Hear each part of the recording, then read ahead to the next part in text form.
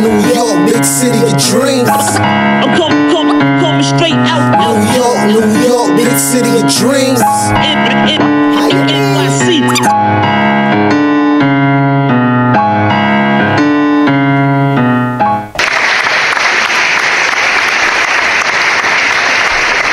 What up? We are back. Yes, sir.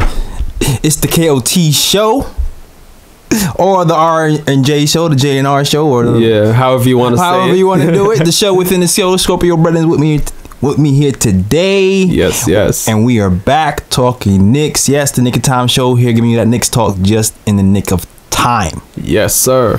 And I am Jay Ellis. And I guess I'll just do my own introduction then. Ryan G's in the building. Yeah, I guess yeah. We do our own. It's different. How was your week, man? It's been busy. Recently I've been promoted as the assistant NBA department head at TSJ 101 Sports. What?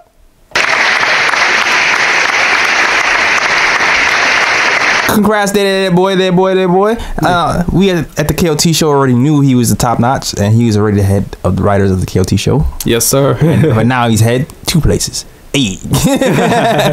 Just trying to move up the food chain. Hey, moving on up to the east side, to the deluxe apartment in the sky. The sky. Yeah. So shout out to Ryan. Yeah, it's a crazy week. Crazy week. Been very busy trying to do some behind the scenes KOT stuff. Hopefully things work out. Yes, sir. But nice, man. A few things happened this week. Wasn't too crazy of a week. But some rumblings happened. We're gonna talk about KP being a little injury free, or getting close to coming back, or whatever. However, he's doing fine. Yes. We're gonna talk about that. We're gonna talk about trade rumors with Kanter and maybe Vonleh, and we're gonna talk about a bunch of stuff today. Mario. We're gonna talk about Mario coming back into the fold. Luke Kornet sightings for Frank.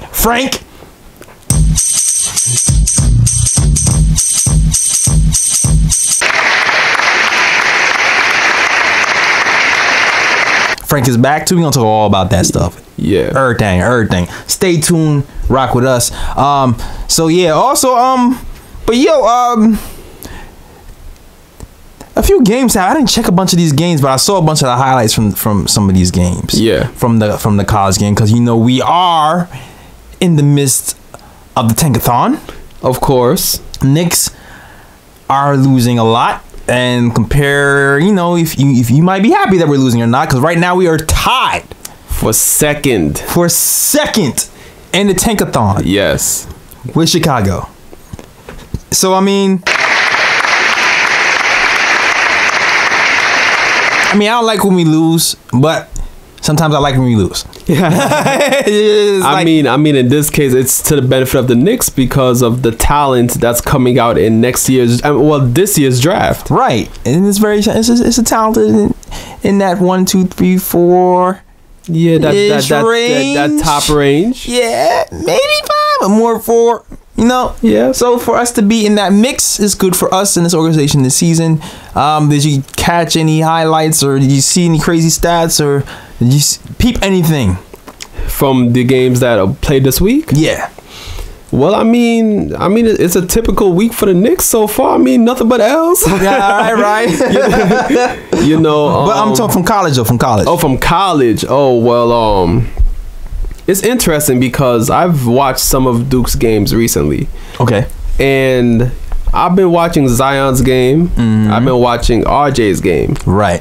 And to throw it out there, Cam Reddish is not bad too. He's probably gonna fall within 4 or 5 range, but he's not bad too. Okay, he hit a game winner the other day. Yeah, the other day against Florida State. And it's interesting because I watched both RJ and Zion play, and to me, RJ seems like the more complete player to me.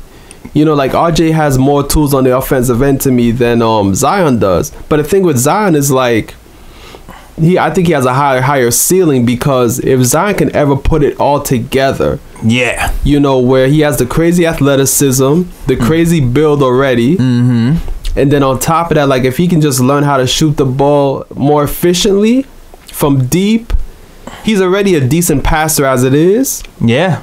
I mean, he already can. I mean, he's like what 6'7", can like block shots like crazy, rebound like crazy. Yeah, you know, it's like the ceiling is higher, but like high defensive IQ. Exactly, but it's like if you want a player that's gonna help like right now, RJ seems like the better bet. Like I think RJ is gonna probably be. I mean, I don't want to throw it out there right now, but RJ to me look like he might be rookie of the year. To me, it's an early prediction, but he look like I think RJ is gonna be rookie of the year next year if. You know, I feel you. I understand. You know, at the same time, there's some concerns with him as well. People kind of say that, you know, his defense is pretty lacking. He's really lackadaisical on defense. And, you know, people kind of get that Tim Hardaway Jr. feeling when when you think about lackadaisical defenders at the 2. So people kind of might be scared about that. And I know we're not doing the deep dive into the top picks as well, but, you know, we're touching on it today. Yeah. So some people will be like, you know what? And you know what? To me, that scares me a little bit. I'm not gonna lie. Yeah, there's plenty of tape with him where he just kind of gives up. But who knows what happens when Fizz can get a hold of him, or who knows what happens when Fizz can get a hold of Zion? That's the other thing too, because it's like if Fizz, because Fizz has already shown to me so far this season that he has. I don't want to say the Midas touch because the Knicks are struggling a whole lot, but it seems like. He has that knack where he can get the best out of players. Oh, yeah. You know, and it's like, if you give him a player like Zion where he needs a coach that's going to unlock his true potential, oh, boy. Oh, boy. And definitely, and you can see what he's doing with Moody, and you can see maybe, and even a little bit of, It's me, Mario. He's showing some signs, too. We'll talk about him in a second. But, I also like this Ja Morant kid, man. Oh yeah, he's a good prospect too. Dog, I know you guys saw the play. Yeah, when he jumped over homie like he's Vince Carter. My guy is a point guard. Point guards aren't supposed to be able to do that, man. He's 6'3". People are saying like with his athleticism at his size, like he kind of remind people of Russell Westbrook right now. Yeah, he's like a skinny Russell. He's like a Russell Wall combo. Yeah, pretty much. And the thing about him is his court vision. Yeah, he got nice court vision. The passes he's able to pull off under duress is kind of nice. Yeah, but you know, but he's also the turnovers are high. I feel like we're giving away too many gems right now. Y'all gotta come back for Knicks Madness episode. Where we go deep diving. Yeah, exactly. This is just like a preview right now. Yeah. But we're gonna go through all that stuff later. But and you know he seems like he plays defense too. So I like, you know what? But let me stop right there because I was gonna get deeper into it. Exactly. I've been doing more research lately, but I'm gonna pull it back for the Knicks Madness episode. Yeah, because we might be going off like a half hour to an hour. Yeah, exactly. So if you're into, every year we do a Knicks Madness episode and we do a Prospects episode. Every year that seems like to be one of our highest listened episodes. Yeah. So definitely check back for that when we have it, and we'll give you a deep dive of all these guys. Yeah. And I'll be doing a lot more research. I'll be revving it up.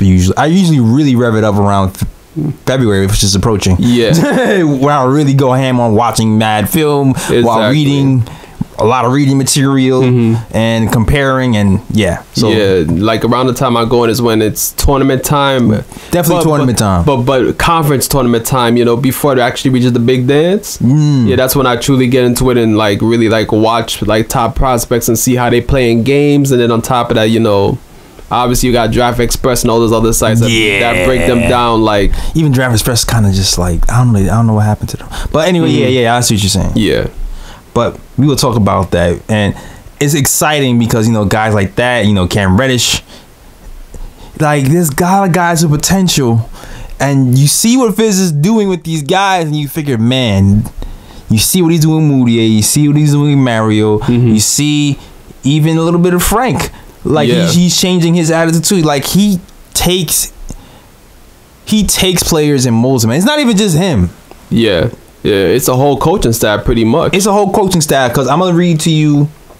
Because Mario, shout out to Mario Hezonja. It's me, Mario. I hit the button twice today. I think that's a new record right there. That is a new record. Yeah. Give it up. Yeah. Dos. Yes.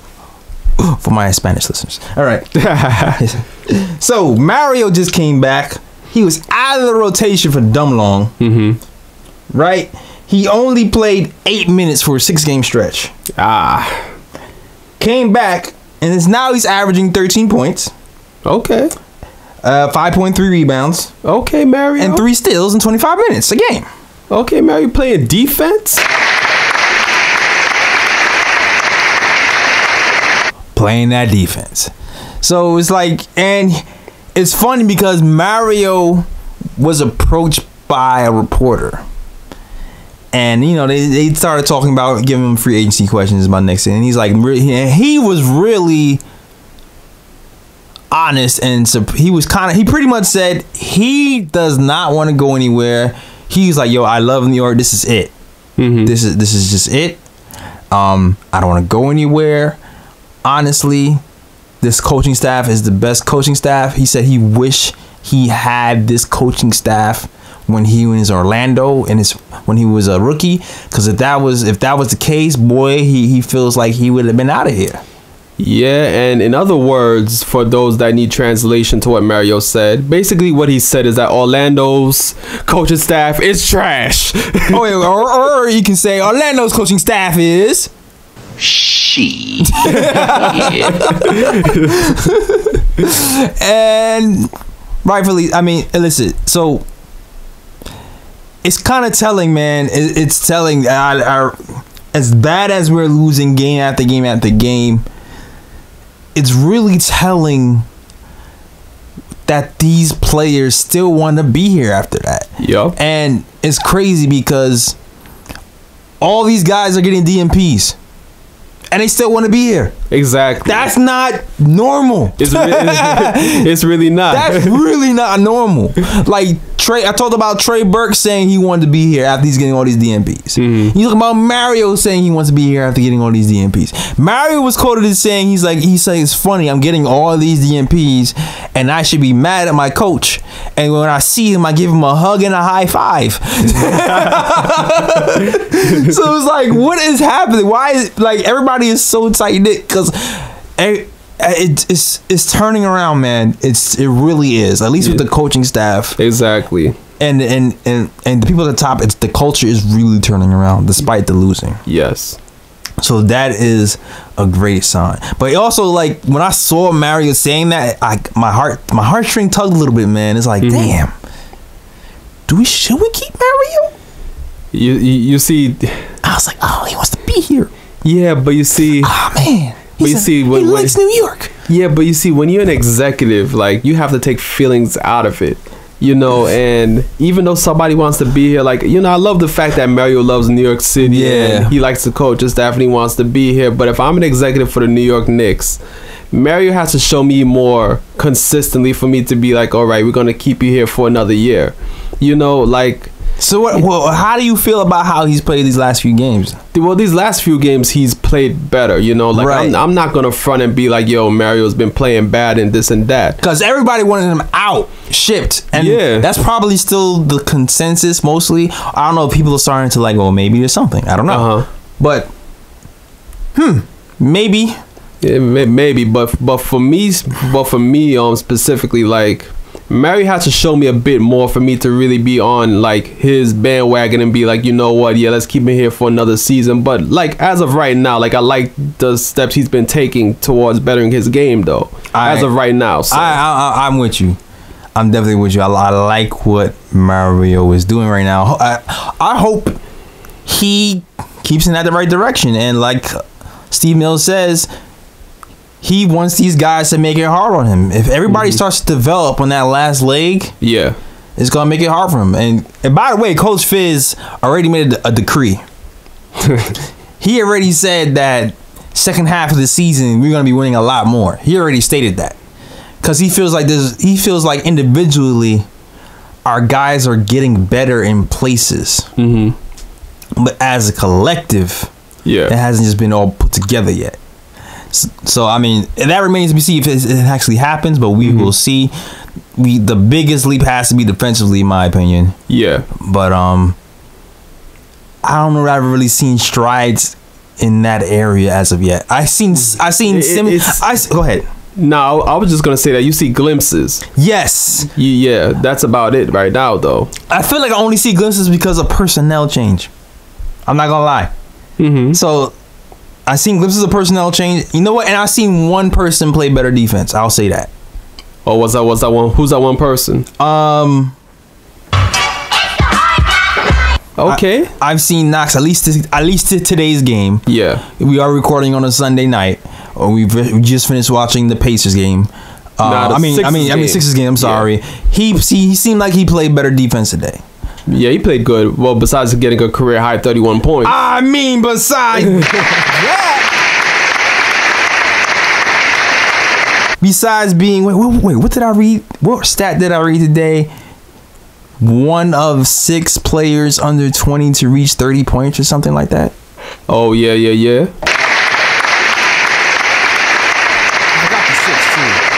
Oh, you talking about the players that scored over 30 points under 20 years old? Yeah. Do you remember the 6? I mean, I don't know off the top of my head, but I mean, if I had to tell us, man, tell us stats, guy. If I had to guess, I would have to say LeBron would have to be on that list. Yeah. Kevin Durant would have to be on that list. Let's see. Yeah. If I had to guess, who else would probably be on that list under 30 points under 20 years old? Yeah, Kobe. Yeah, obviously Kobe Bryant. How could I forget Kobe? Who else? Dude from Phoenix. Amari? No, not Amari. He's playing now. DeAndre Ayton? Not DeAndre. What? Mikal Bridges? No, not Mikal. Oh, you mean Devin Booker? Devin Booker. There you my go. fault. Devin Booker. I thought you meant like recent. No, Devin Booker. All right. And then somebody else, I forgot. But so shout out to Matt. Shout out to Knox. Shout out to Knox on that. Knox, man. I'll keep Knox. I don't want to jump the gun. But he's already scoring on 3 different levels, 3-pointers, mid-range, and at the rim at 19 years old. Already has a career high. 31 over Tatum.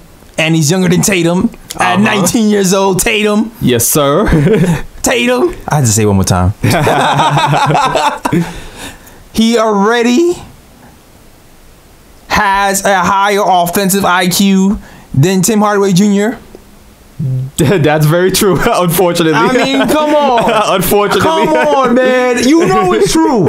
You know it's true. His offensive IQ was already higher. Already. Yeah, Kevin Knox does take better shots than Tim Hardaway Jr. You hardly ever, Matt, ever since the Chuckington days when he's in the 3, he's had like a month of taking great shots. Yeah. It's like nowadays, like, he doesn't just settle for 3s, and the 3s he does take are like usually wide open 3s. Word. I mean, he's hit some couple eye in people's eye too. Shooters gonna shoot. Shooters gonna shoot there. Exactly. So I mean, there's gonna be some times when he does, shoot with a hand in his face. But I'm just saying, majority of the time, he usually gets open and then he shoots 3. Exactly. Yes. So I mean, I don't know, man. This guy's gonna project to be our. Yeah. I can see him being. If no big free agent comes here, I can see him being 1A.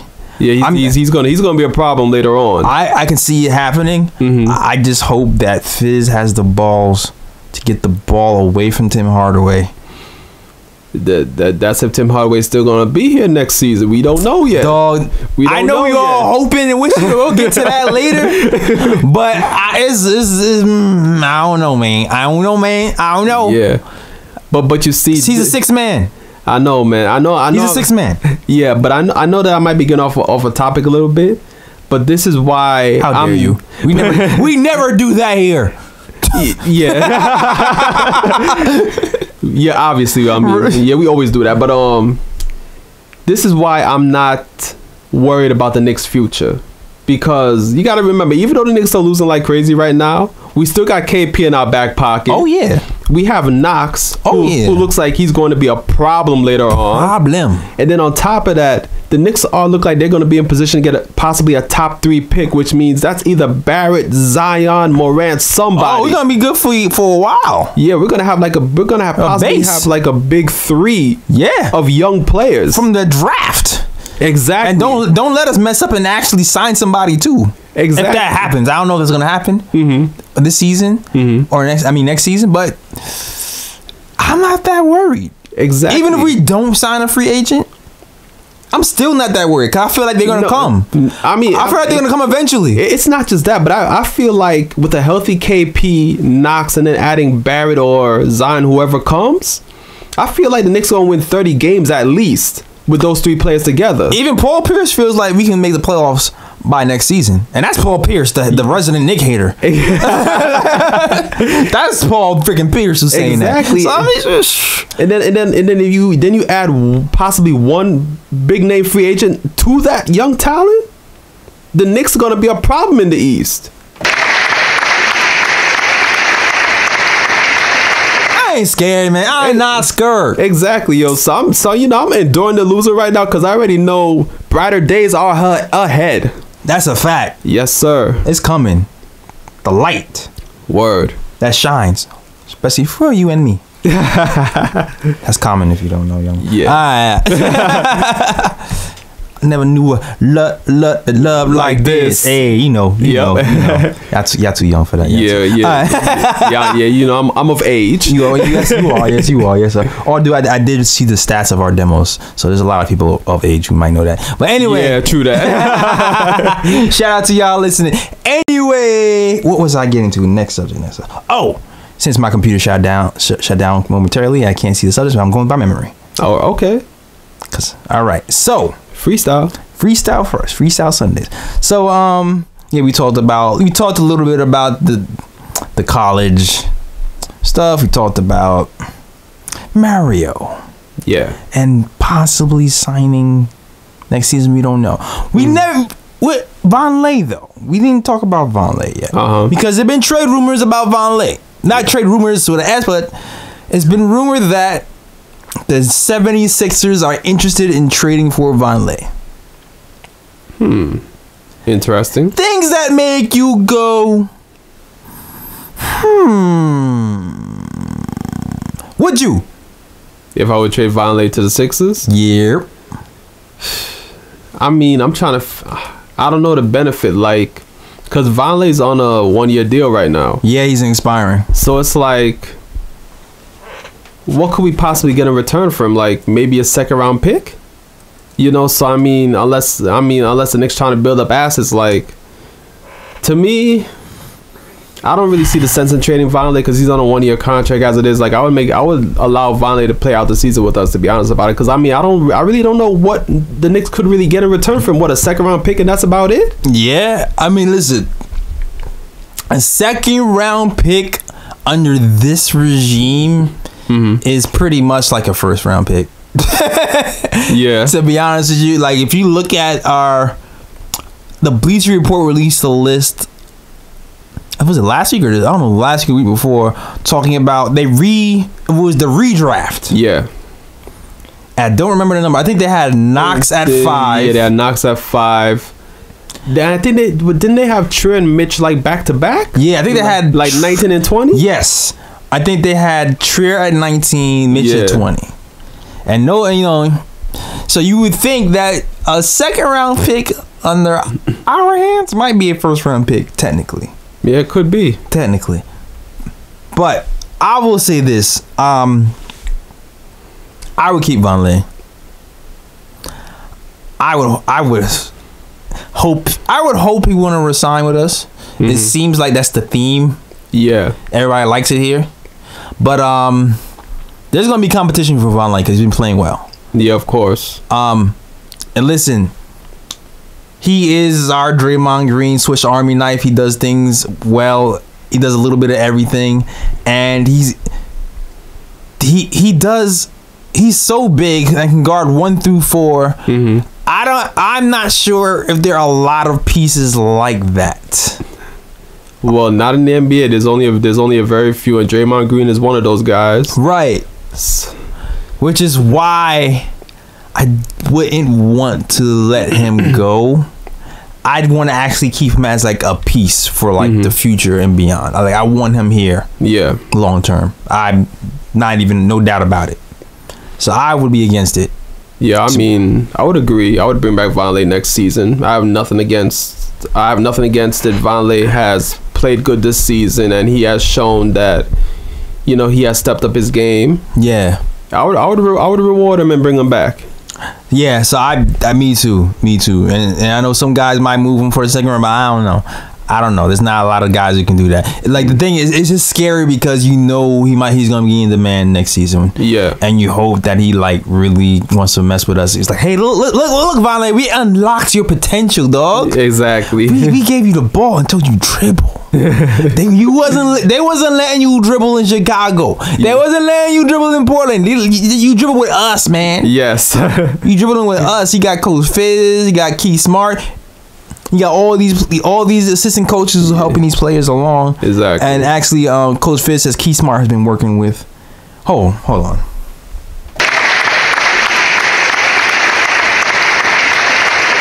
His name is Keith Smart for a reason. Coach Fizz said he credits Keith Smart for helping Mario Hezonja with his decision making.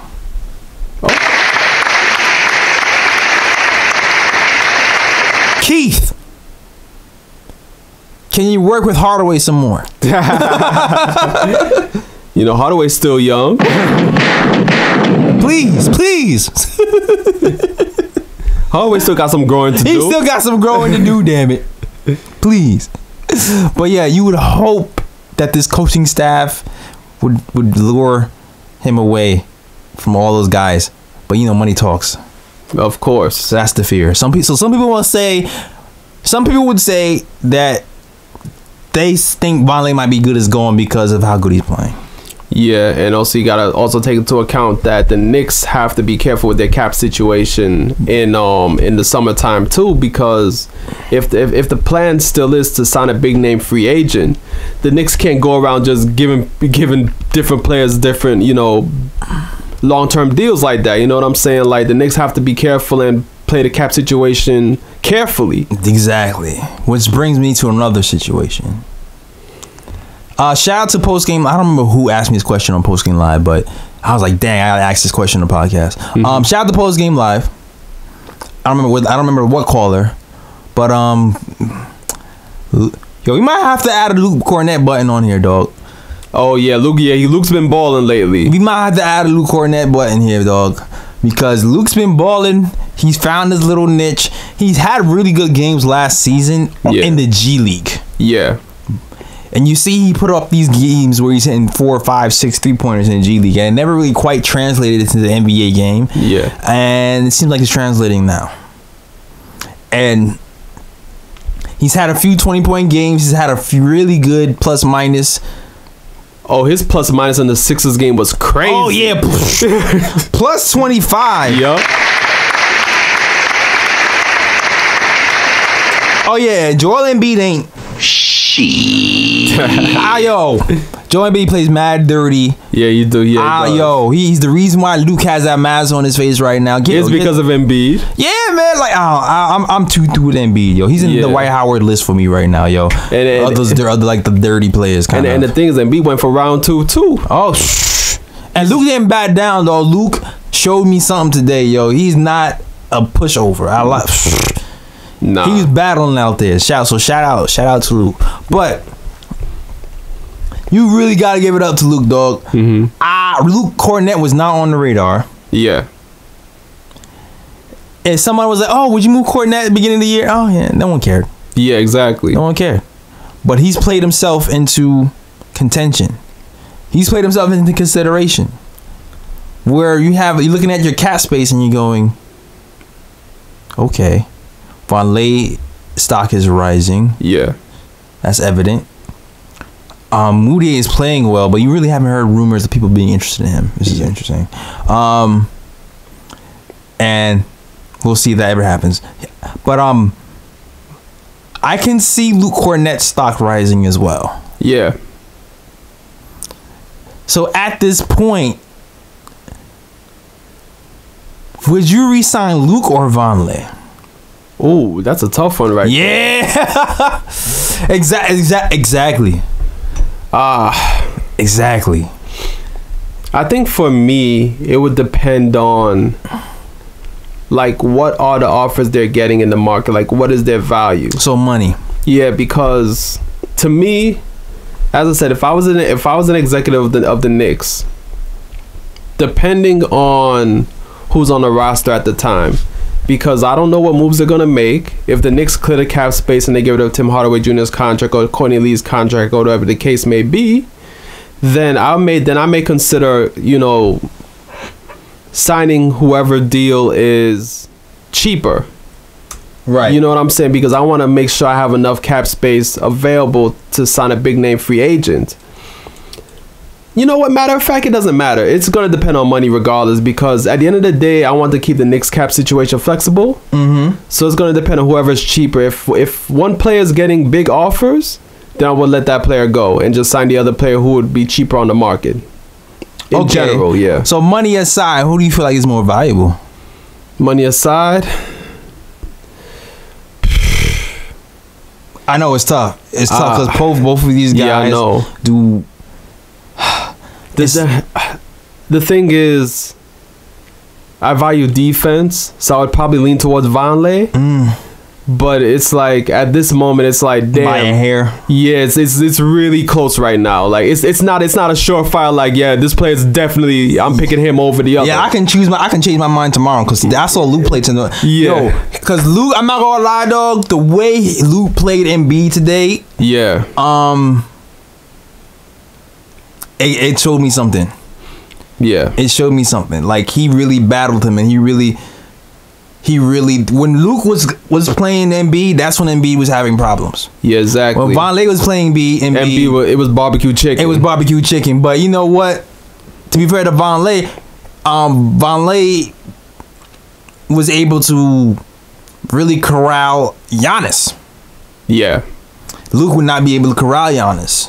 Yeah, because Giannis is too quick. Right. So it's like a different build, a different type of body type allows you to corral somebody else. So it's really close, yo. This afternoon, I said Luke, but tonight I don't even know. Yeah.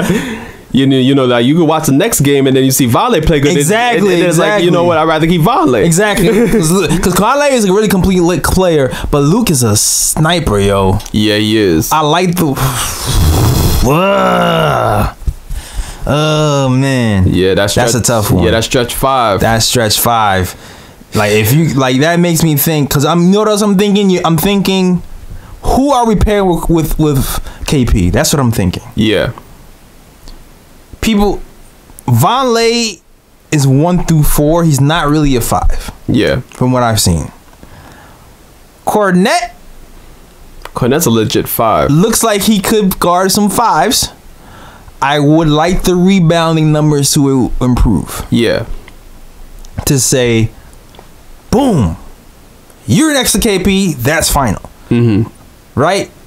I mean, you score a few 20-point games, you might, you earn that respect of maybe you should start. Yeah.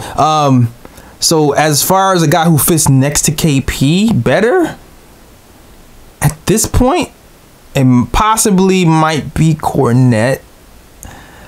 Right now, I don't know. I think possibly. I think differently, man. You would say Vonleh? Yeah, I think Vonleh would be a better fit. Where KP. Though? Because I guess it's where, because if you put Vonleh at the 3, where's Knox gonna go?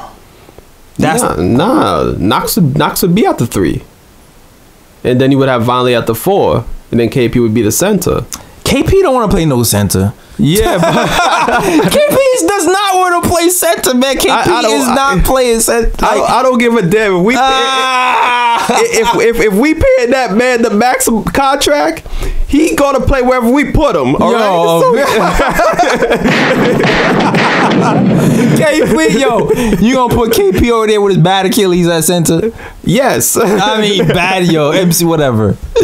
Nah, because he's gonna be fully 100% healthy. So he can get his legs back under him at center. My man got dog. Whenever people bully, I'm seriously, Mitch versus KP, year 1, I've seen Mitch handle big post centers better than KP.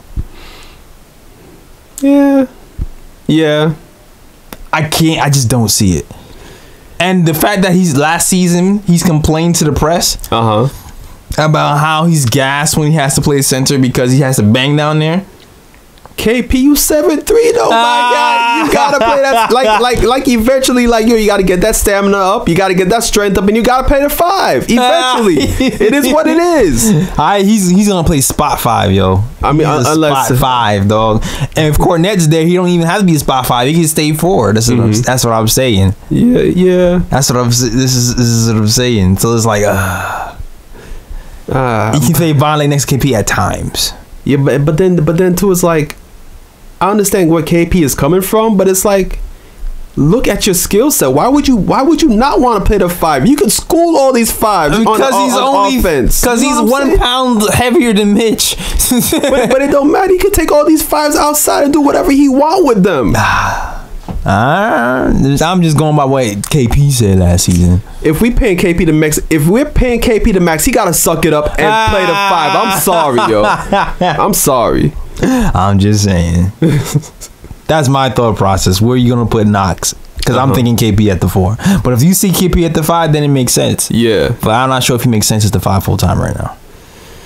That's all I'm saying. All I'm saying is my man's is 23 right now. So he got time. He can enjoy his time playing the 4, whatnot. You know, honeymoon period. Exactly. We'll probably throw Mitch in there or whatever and be like, you know what, Mitch, you play the 5, KP play the 4. But eventually, when my man gets his muscle game up and strengthens a bit, he's gonna have to play that 5. I'm sorry, you 7'3", dog. You play the 5. You funny. So right now, you Vonleh over Luke Kornet at the moment. At the moment. Yeah, at the moment. I can't even be mad at you. I can't, anybody out there, let us know. Let me know under the comments on YouTube. Comment section, yeah. Yeah, SoundCloud too, because I know y'all get the likes, but I want to see if y'all paying attention. SoundCloud, comment on SoundCloud, let me know. Yeah. Who do you think? Zach. Vonleh or Luke?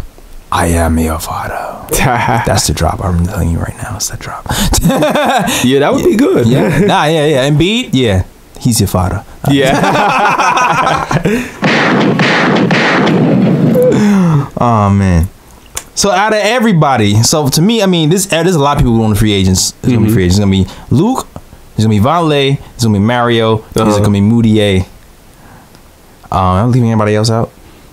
Free agency? Yeah, who's gonna be a free agent? I think that's everybody. I can't think. Kanter. Kanter. Yeah, Kanter. Damn, everybody already forgot Kanter first. Damn, yo. Oh man, how dare you, Riot? I mean, my man sat out the last 2 games due to illness from eating too many burgers on his cheat day. So come on. Lies and propaganda. All right? My man had 3 burgers with the egg in it, and they had 4 other burgers to the side. Yo. Honestly, if you follow Enes Kanter on the IG and stuff like that, he does that all the time. I actually think he's trolling. I don't know. I think he's trolling. I think he goes, ooh, he'll camera pan 20 boxes of cookies and go cheat day. Yeah. And then I think what happens is he takes the picture and he puts all the boxes of cookies back in the cabinet. And he eats 2 cookies. Because my man got is shredded though. He can't be shredded eating all those burgers and cookies. But you know what though? When you have a good metabolism, you can get away with eating some things though. I guess he's 26, man. Give him a couple more years. I mean, he won't be able to do that when he hits that 30 mark. Yeah, that 30 mark can get different. Exactly. You're real different. Yeah, but right now it's 26, 27, so he could probably still get away with it. Do it. Yeah. But I feel you on that, Enes Kanter. But yeah, speaking of Enes Kanter, actually, you know what else? I will say this: the Knicks have come out and said that he had flu-like symptoms. It's not because he's eating burgers. He doesn't have mud butt or nothing like that. As CP would say. He's not sitting on the toilet and taking a She. they said it's flu-like symptoms. All right, so everybody calm down. It's just the flu. I mean, I hope so, because I mean, my dude posted a picture on Instagram today with the salmon. It was like, New Year, new me. New year, new me. No burgers, just straight fish. Yeah, so I mean, I don't know. I don't know. Oh man, Ryan says it's lies and propaganda. He don't believe you. He need more people. Yes. You know who else says it's lies and propaganda? Some of the fans believe it's lies and propaganda. Some of the fans believe he ain't even sick. I wonder why. Some fans believe that the Knicks are preparing to trade him. Could be a possibility. And it's a fake sickness. This is all hearsay. Yeah. But some news came out this week. Yep. That said, the Knicks and the Sacramento Kings have started negotiations, and there's going to be Enes Kanter and Zach Randolph involved. Things that make you go, Yup. Now, here's the thing. Zach Randolph, expiring contract, Yup. $11 million a year. Enes Kanter, also expiring contract, $18 million a year. Yup. So you think, why the hell would the Knicks do this? We really don't get any benefit from a 1-to-1 swap. So you think you would have to think there's other pieces involved, Yeah. right? So I don't know. What do you think? What would you be looking for, Ryan, in a deal From the Kings? Yeah, because some people were saying that the Knicks are probably possibly trying to get like another piece, like a second round pick, in the deal included as well. Well, if I'm the Knicks, what I would be looking for from that trade is, first of all, is Sacramento willing to take one of our contracts along with Enes Kanter? Things that make you go, Yeah, because you have to think about the position Sacramento's in right now, too. Like, Sacramento's in the playoff picture in the West. Facts. Which means they would be playing to try to make the playoffs, so they would want players that will help them to get there. Double facts. Also, you have to remember that Sacramento is not really a spot where big name free agents want to go to, so Triple facts. so therefore they would be more willing to like work the trade market and see if they could get like a player in from a trade that could possibly help them get to where they want to get to. Facts on facts on facts.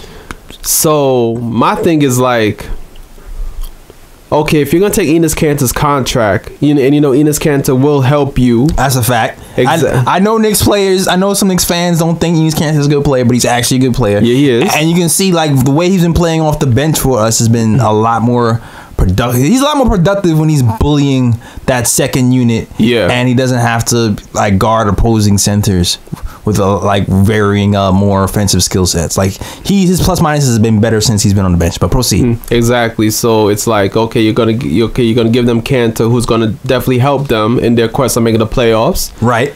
And also, if you add in a guy like a Courtney Lee, right, you know, therefore you get two players that could possibly help you make the playoffs. Because again, Enes Kanter is a good player. He's pretty much a double machine. And then you have Courtney Lee, who's proven in the past that when the stakes are high, he can come through for you. Exactly. And listen, man.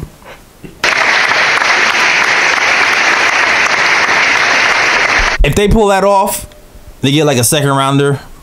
And expiring contracts in return. And expiring contracts in return, that'd be awesome. Yeah. Now, I took a peek at Sacramento's roster and saw that, you know, there's certain guys on their roster who are on expiring contracts. Yup. And it's interesting. There's a couple of names on there that make it even more interesting.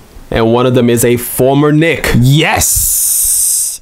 So you start to think, yo, okay, Enes, all right, Zach Randolph, all right. I mean, that maybe you can add some more salary there. Yeah, to make up the difference.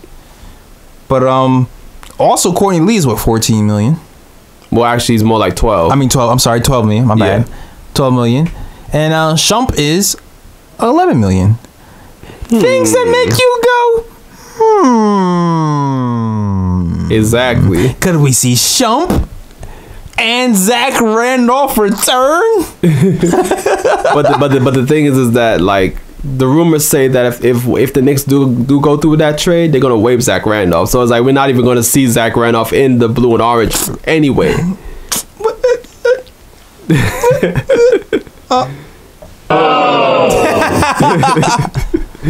I feel you. It's just like if that happens, it's really to free up space. Yeah. I would actually keep him here for the season though, as insurance, because unless we actually are just bringing somebody up from the G League that we could discuss the latter 2 weeks. I mean, hey, Isaiah Hicks been balling. Isaiah Hicks has been. So I mean, listen, you can bring Isaiah up. Yeah, that's a possibility. But you know how I feel about the injury problems of Mitch and the foul problems of Vonleh. You kind of do need another body somewhere. Yeah, somewhere. And watch out for Isaiah Hicks. He should be coming soon, I'm thinking. Yeah, he's gonna get this shot probably. But yeah, that can possibly happen. And some people are even like, well, what if we can get rid of Tim Hardaway Jr. too? I don't know. Maybe we can do that. If the Knicks pull that off in that trade and give Kings Tim Hardaway Jr.'s contract, I will kiss. Wait a minute. What did I just interrupt? What would you do? Oh, who you kissing? I said, if the Knicks are able to pull that off where they send Tim Hardaway Jr.'s contract along with Enes Kanter's contract to the Kings. Yeah, I heard that. What are you kissing? I will kiss the ground that Scott Perry walks on.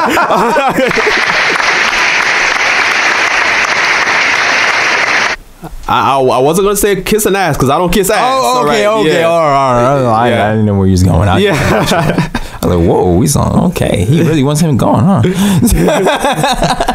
I don't want Tim Hardaway Jr. going. I want the contract going. That's the thing. I want the contract going. Yeah, it's not about Tim Hardaway. Nah, it's about the contract. It is about Tim Hardaway. I'm sorry, you're a liar, sir. It's about Tim Hardaway Jr. If Tim Hardaway Jr. was not signed to that stupid contract by Steve Mills, it's not. No, don't do that. If Kevin Durant had Tim Hardaway Jr.'s contract and he was here. But Kevin Durant is a beast, though. Exactly. Is Tim Hardaway a beast?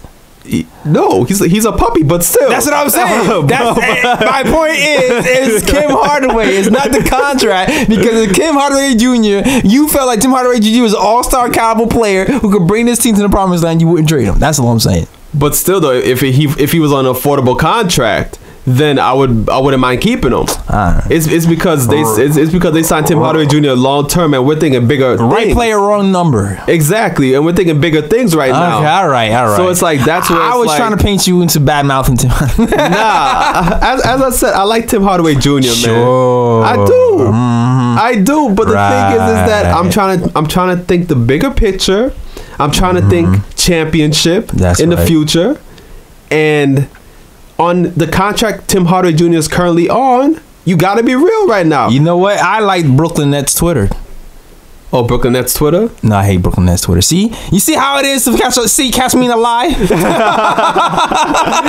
But you gave it a lie, straight face. I'm not. You see, I'm not having a straight face slider right now. Okay, all right. I'm just saying. All right. I'm thinking bigger picture. If you say it slower, I believe you. I'm thinking championship.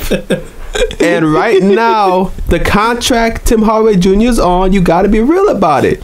It's messing up the Knicks cap space right now. Okay, you got to be real about it. All right. Yeah, you're right. It's real.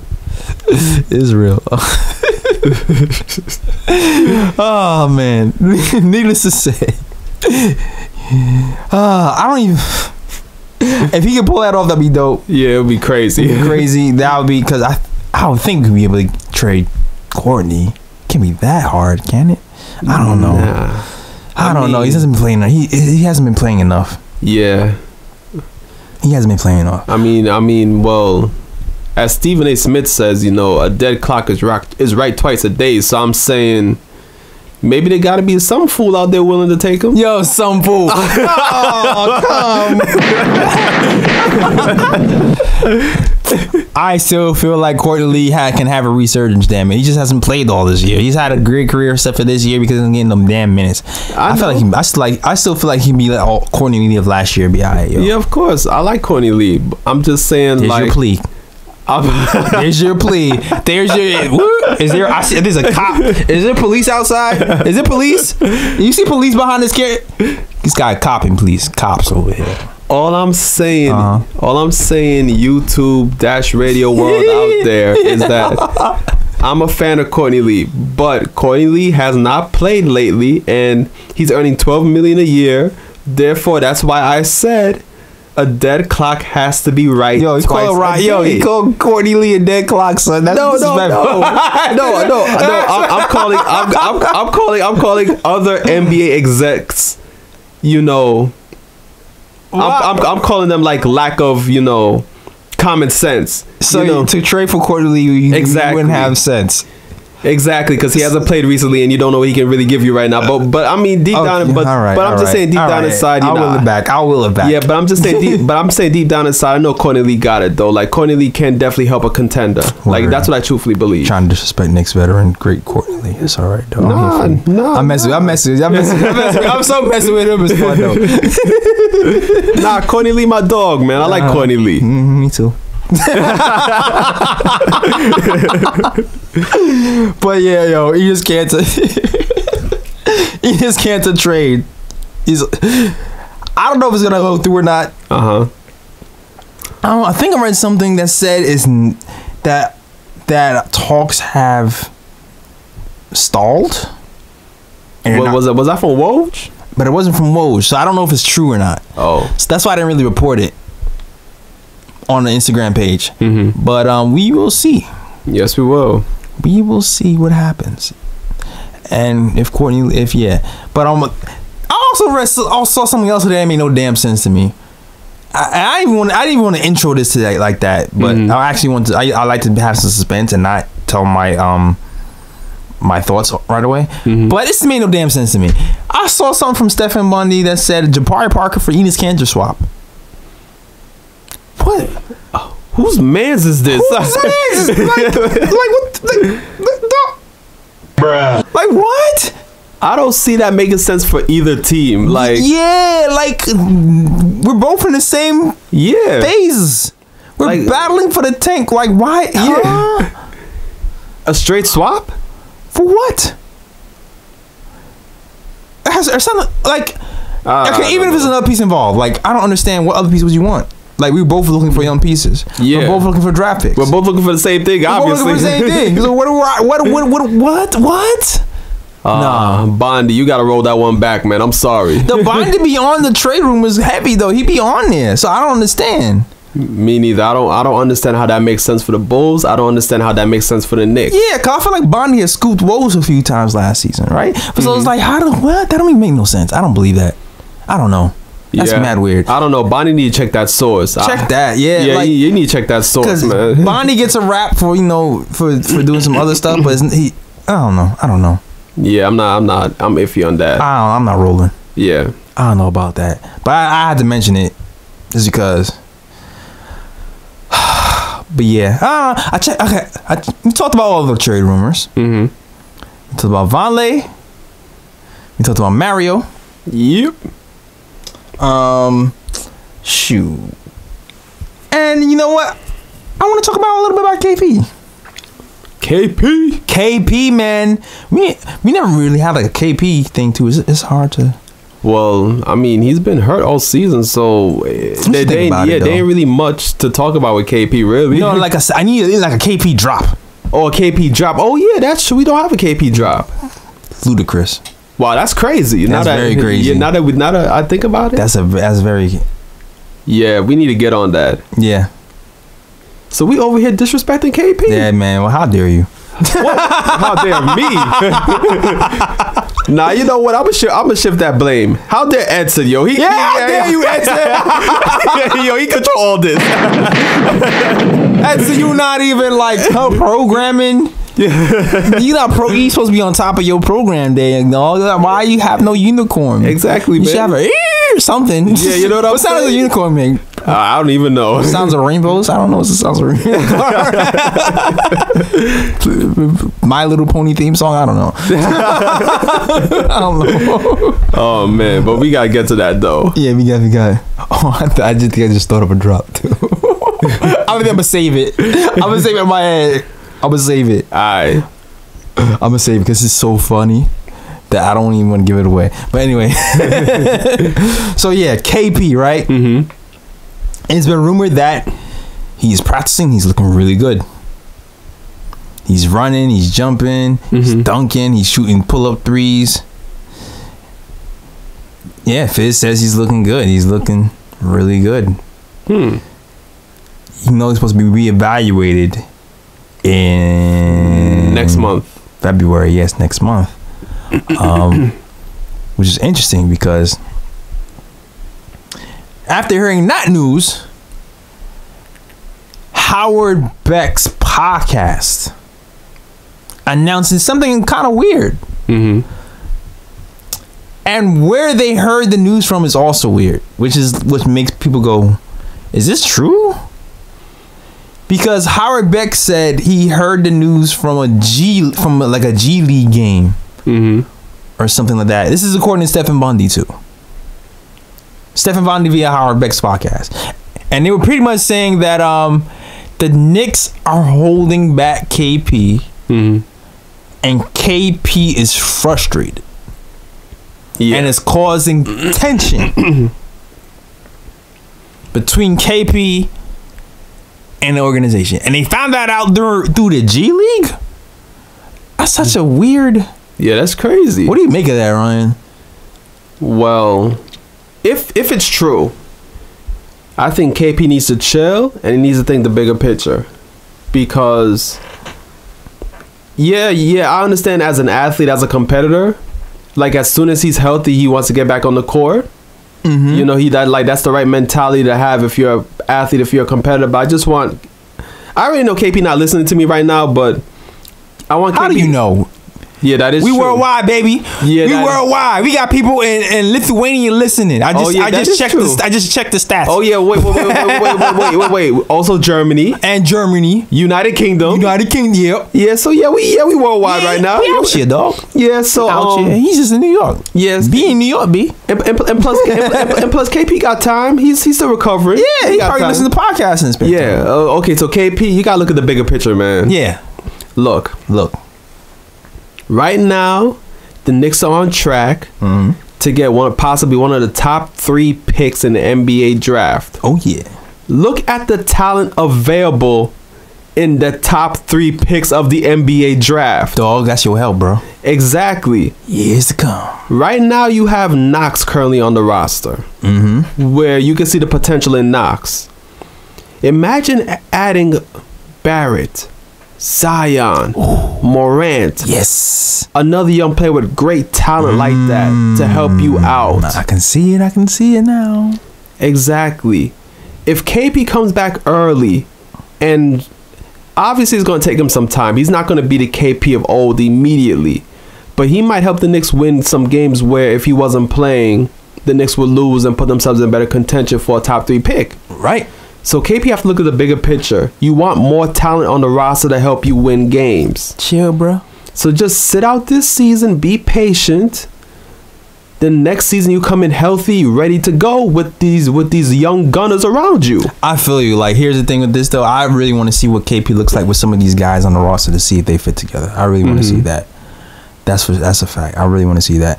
So like, I don't want him playing big minutes. You know, he's probably gonna be a minutes restriction anyway. Yeah. I do want to see what it looks like. I mean, I'm not opposed to him playing like 10 games or so. 10, 20 games. I think I want to see him play like 10, 20 games at like 20 minutes a game. I mean, and only reason I would maybe be okay with that is because I know like he's not going to be KP of old in 10, 20 games. Yeah. So it's like maybe he might not help the Knicks as much to win games. Like maybe the Knicks might get an extra maybe 1 or 2 wins or 3 wins. Right. You know, during that time span at the end of the season, if he played the games as opposed to like if he sat out. I'm hoping the Phoenix Suns go on a crazy run. That's what I'm really hoping, because that bottom 3 percentage points, 0.3% separates between 1, 2, and 3 to get the top pick. Yeah, but we got hope Cleveland goes on a damn run, because Cleveland just losing games like crazy. Like Cleveland is like 8-32 right now. I mean, they with us. They with us. It's funny because it was looking better than us that game we played. It was like, yo, they bringing us Bond. Oh, yeah, I can't. Yeah, but they can't. Yeah, we'll see. I'm hoping KP comes back 100% healthy, dog. Yeah, for sure. I know it's killing him because he's a competitor and he's a basketball player. He wants to go out there and help his team. And though I twisted my ankle for 2 weeks and I went mad. I went mad. I'm a guy. I like to be out and about. I like to play ball. I like to lit. I'm an active person. I like to be active. It's actually been weird. These last 3 months is the most inactive I've been in my last 5 years ever, and I'm just getting back to being active again. But yo, shout out to KP, man. I hope. I understand where you're coming from, dog. I understand when you love something, you want to do it that much. You just want to get back as fast as humanly possible, and hold out. And it was funny too because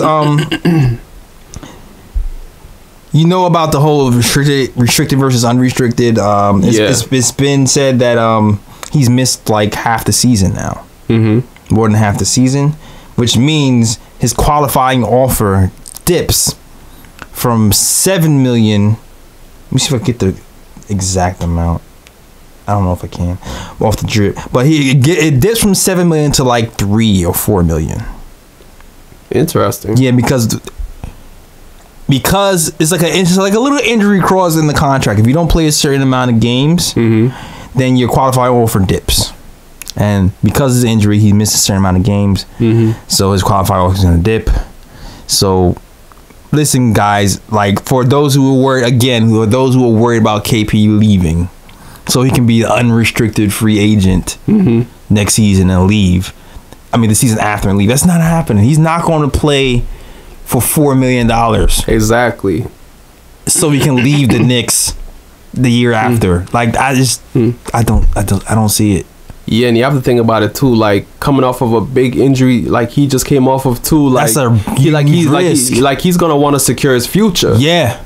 So there's no way he's gonna sign a qualifying offer. He's gonna more than likely sign a long-term, possibly max contract. Maybe there might be a clause in it, like due to injuries or whatnot. Right. Kind of like the deal that Sixers signed Joel Embiid to. Right. Like that's about it. But I mean, like at least if KP's people are smart, which I'm sure they are. Oh yeah, his brother's a beast. Yeah, exactly. Like they're not accepting no qualifying offer. Oh hell no. If the Knicks want KP to stay, they're gonna be like you got to pay him money. You got to pay him that long-term max deal. Maxies. Yeah, he's getting that money. Don't worry about it. KP is not going anywhere. KP is definitely going there. Shout out to KP. Can't wait to have you back. Oh, trust me, we are missing you right now, my guy. I really want to see you with the squad though. Yeah. And one person in particular, I really want to see him with. And it's my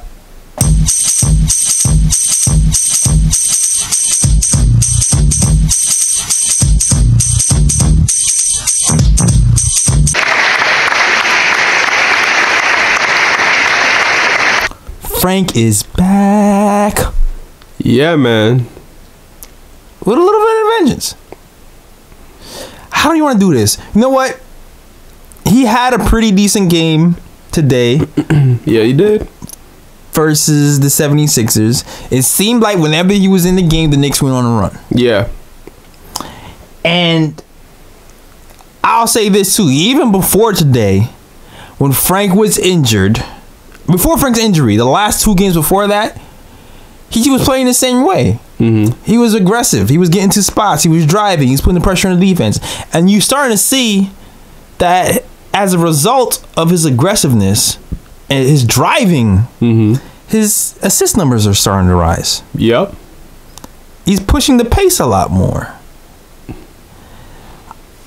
I really want to see what Frank and KP do, because today what I saw from Frank and Luke when they were on the floor together, dog, Like Frank, I'll say this season, Frank's defense hasn't been as good. Mm-hmm. He's not been fighting over the screens as hard. Yeah. I read something that said he's dipped in his pick and roll defense. And you know what? A lot of that could be because of the people he has behind him backing him. Yeah, that could be the case. Today, when I saw Frank with the 76ers and he had Luke Kornet back him on the pick and roll, it looked a lot different. Yeah, it's to me like today Frank played with like a renewed energy. Like I don't know if it's because he sat out the last 3 games, but it's like today it was like I saw a different Frank today. Like I don't know what it was. Like I was watching him play, and it's like he played with like a pace, a renewed energy. Like I'm not used to seeing Frank push the ball that often. Yeah, and I'm gonna say, yo, I'm telling you, because people, what game were we talking about where he actually played well? And people were saying he played better than Moutier in a short amount of time. He had like 10 points, 5 assists in like 18 minutes. Yeah, I forgot the exact game, but I know the game you're talking about. He's been playing a lot more aggressive the last 3 games. Yeah, and also today on defense too. Like he was very active on defense. Very. I'm really looking forward to seeing, and he was also hooking up Kornet with some nice passes. Yeah, you know what? This is like a kind of like a Pacers. Should we even talk about that? I guess we can talk about that later. Mm-hmm. But I'm really looking forward to see what Frank does when he comes back, man. Moutier he's fallen off recently.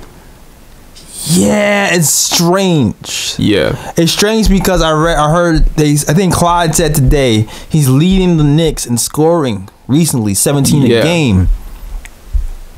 His defense has been atrocious though. Yeah, his defense hasn't been that great, and also I feel like he's kind of cooled off a bit too on the offensive side as well. Like when he was really hot in December, when he was getting those 30 plus point games, like he was knocking down the 3 ball, he was driving to the hoop, finishing at the rim, etc. But now it's like when he drives to the rim, he's not finishing as often now. Yeah, like he's kind of like falling off a bit. It's funny because when he started playing well for this stretch, I'm like, I don't think he's gonna give away his starting spot. Mm-hmm. Now I'm thinking, yeah, it's a possibility. It's a possibility. It's a possibility with the way, because Frank, to me, the biggest problem, I think everybody saw it, was the aggressiveness and the confidence. Yeah, I feel like the confidence was solely reliant on his jumper. Mm-hmm. If the jumper missed, he wasn't confident. Mm-hmm. If he made it, he was kind of confident, but still not really waiting for that jumper not to fall. To me, right now, he's finding a comfort level in knowing he can produce if he drives to the basket. Mm-hmm. And I think him attacking the basket, it seems like it's giving him more purpose overall. So if he misses a jump shot, it's still not the end of the world. He's still contributing. Like even the layups he missed were great because he collapsed the defense, got the other players out of position for somebody else to come in and get a rebound and put the ball back. Yeah. So I really want to see what him and KP are gonna look like together. Yeah. I'm really curious to see what Fizz and the coaching staff, he's smart to do with him going forward. And I really want to see what's gonna happen with Moutier too, man. Yeah, I think with the coaching staff with Frank, like I think probably the biggest hurdle right now is just getting Frank to be confident every game, you know, and not have him confident like one game and then one game he loses confidence, you know, like because Frank fluctuates, you know what I'm saying? Like he'll have a few games where he's very confident and he plays with high energy and he drives to the rim, takes open shots, plays with good energy on defense. Then he'll have other games where it's like he loses confidence and then it's like he barely shoots a shot, and then on defense he's kind of lethargic.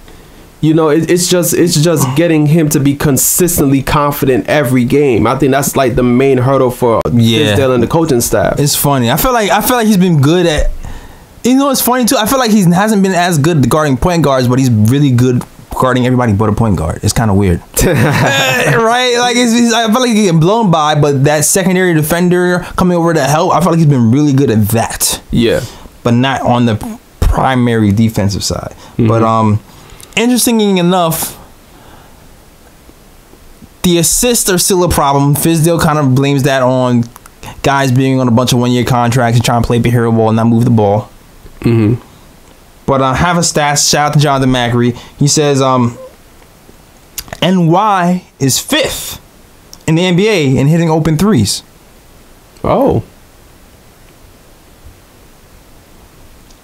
Yeah, 6th in converting them. Wait. Yeah. But they don't take. It says, I'll say so. I'm sorry. Excuse me. They don't make any open twos. What? Weird. Like mid-range? Yeah, I guess so. 3rd from last. I don't know. Which is weird because it seems like maybe they hit mid-ranges with people in their face. I saw another stat that said that we're in the middle of the pack of hitting our mid-range shots. As far as, so I don't know. That's such a weird. Yeah, me neither. Because I'm like, if you're talking about twos, like I'm assuming that means mid-range. I'm assuming that means close to the basket, etc. So with that stat, it would be interesting to see like where the majority of those misses are coming from. Is it coming from inside the paint? Is it coming from mid-range? You know what's causing the percentage to be so low? Yeah, I mean the twos. I mean Moutier by himself, icy, misses a lot of open. Yeah, he does. Twos and a lot of layups. Yeah, by himself. Yeah, yeah, that is true. Trey Burke too, when he was in the game, seems like he hasn't been hitting that mid range like he has been last season. Frank Ntilikina hasn't really been hitting the open twos. Yeah, he kind of thinks about it, and so I can see it. Interesting. Yeah, interestingly enough, Luke Kornet, I believe, is leading in 3-point percentage. Really? I believe so. I gotta check that out, but I'm pretty sure I saw a stat that said Luke Kornet is leading. I think it's number 1 Luke Kornet, number 2 Vonleh. They've taken it. Well, wait. Let me not question Kornet's threes because Kornet takes a lot of threes. Yes. So he would make the list of 3-point percentage. But Vonleh, like, he's taking enough threes so that he could be on the list. Yo, Vonleh was very hot in the beginning of the season, if you remember. He was around 45 or 44% in the beginning. Now he's dipped off recently. Yeah. And he gets gunshot like today. He had open ones. He didn't even take them. But he had a rhythm for like a good 10 games or so where he was just on fire. So I can definitely see that. It's crazy how our big men are shooting better than our guards. It's kind of crazy. Yeah, it is. I don't even know if that's a good thing or not. I mean, it shouldn't be, but yeah. I mean, preferably you would want your guards to be the better shooters, but Exactly. But yeah, and we also take too many contested shots, 5th most. That doesn't surprise me. Yeah, just for the simple fact that it seems like a lot of times when the Knicks are in the half court, it's like they're lost. It's like they don't know what to do sometimes in the half court, and they just throw up shots that are contested. And because the Knicks, like, and Clyde says it all the time during the games. Clyde's like, when like the Knicks always go into these offensive, I'm gonna use Clyde's words, stupors. Yes, offensive. Yes. Yeah, where like it's like the Knicks are, I don't want to say confused on offense, but like it's kind of like they just move the ball around and it's like they're unsure of what to do to get the open jumper. And then they end up taking a contested shot, and then when you look, the other team is run up the court, on the fast break. And I started all these stats to say this.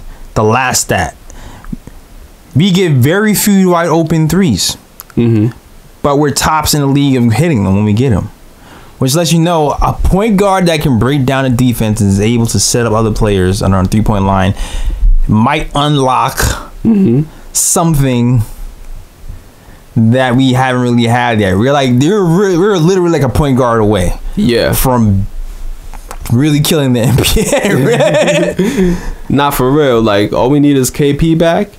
Get that great talent from the NBA draft, and have a point guard that really knows how to break down defenses. Oh boy, the Knicks will be back. Exactly, and you're hoping that one of these guards can figure it out. Yeah, Moutier or Frank.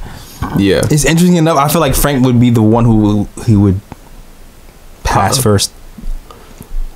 Yeah, well, I mean, Moody is more of a scoring point guard as it is. Yeah. Even though at the moment he is the better passer, but to me, like right now, when he goes to the hole, he's always shooting it. Mm-hmm. Does he kick it out enough? I guess is where I was leading to. Not really. When he drives to the hoop, the majority of the time is to try to finish at the rim. Yeah, that's exactly what I'm getting to. Reading those stats, as easy as it is for Moutier to get to the rim, he might have to mix it up a little bit more. Yeah. And look for those shooters at the 3-point line. And not even just Moutier too, Trier too. What's happening with Trier? Dog, I got his money and is chilling right now. He's like, I don't ISO Trier is ISOing too much. He got ISO vision right now, dog. Like, he's not passing the ball. I seen him pass up Mario in the corner today. Yeah, and then he drove to him and got blocked. Exactly, by me. Like, dog, how you gonna? I know you want to do it. It's like, how you gonna? If you're going to pass up an open guy at 3. It's like, you better hit your shot. Yeah, you cannot be rejected. You can't do that. You can't. But I'm hoping that this coaching staff actually sits him down at some point and gives him some little pointers, and actually open his eyes to passing the ball. Yeah. At some point. I just what I think it is, man. It could quite possibly be two things: the rookie wall and the fact that he was injured the other day and like he hasn't got back his rhythm yet. Like, it's just taking him a bit long, a bit longer than usual to get his rhythm back. I feel like it has to be rookie wall, yo. It has to be, because his shooting percentages were so high before that. Yeah, like to fall off a cliff like this, it has to be to me. Yeah, I mean, that was like the number one thing. Like, the rookie wall is like a definite possibility. Yeah. But you know what? Let's talk about the games, I guess. Alright. Very, very quickly. So, are we gonna talk about all 4 games and maybe go through like the first 2 or 3 briefly, and then? What game do you feel passionately about, man? I'll let you lead, because I really. Alright. We can talk about the Pacers. I mean, I keep saying the Pacers. The 76ers game. If you want to talk about any other game, I mean, I'll also talk about the Pacers game a bit. Okay. Trailblazers and the Warriors. I'm just gonna go through them quickly because those 2 games were pretty much predicted L's. Right. Yeah. So the Blazers beat the Knicks 111-101. I'm gonna go to the game stats right quick. For the Blazers, it was scoring all over the place. Nurkic, 20 points, 8 rebounds. Damian Lillard, 17 points, 9 assists. Actually, that wasn't that bad. Yeah. CJ McCollum, 17 points. Seth Curry, not Steph, Seth, the other brother. Oh, okay. 13 points. All right. Evan Turner had 10 points, 5 rebounds. Layman, whose man's is this? I don't know. Whose man's is that? I don't know. 10 points, 11 rebounds. He had a double-double on us. Oh, wow. The Knicks, Enes Kanter, 18 points, 14 rebounds. Okay, I mean, I feel like... And this was before the cheat day. This before the cheat day, and I'll say this too. This is one of those games he was coming off the bench. He looked alright. Yeah. I think he had the only positive plus minus that game. I'm going off of memory. Well, I'm about to check it right now. Well, let me see. Enes Kanter, he had a positive plus minus of 7. He had the highest. 7. Yeah, he had the highest. Yeah, I remember that. Yeah. Noah Vonleh also had a good game against his former team. 16 points, 14 rebounds. Oh yeah, that was the one game he wasn't shy. When Vonleh got the ball, it was funny because when Vonleh gets the ball, sometimes he hesitates on 3. That game, he was shooting. Exactly. He was letting them fly. He was like, y'all ain't want to resign me? Okay, I'm gonna show y'all something this game. Take that. Exactly. Emmanuel Moutier, 17 points, 7 assists.